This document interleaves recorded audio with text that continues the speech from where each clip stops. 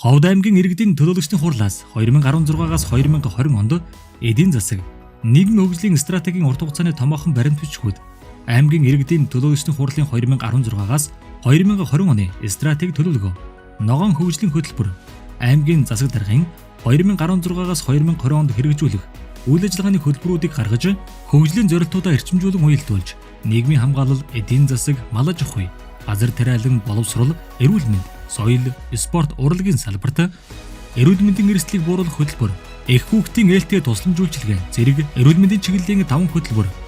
гэр бүлийн хөгжил хамгааллыг дэмжих олон үндэстэн ястны өв соёл, чадварлаг ховдчууд, спортын аваргууд, оюун түлхүүр зэрэг нийгэм соёлын 20 гаруй хөтөлбөр, шилмэл мал, хөлөмжийн аж ахуй зэрэг хөдөө аж ахуйн чиглэлийн 5 хөтөлбөр, спорт, аялал жуулчлалын томоохон хөтөлбөрүүд зэрэг бодлогын 30 хөтөлбөр, 10 төлөвлөгөө, 20 журмыг боловсруулан гаргаж хэрэгжүүлэн ажилласан байна.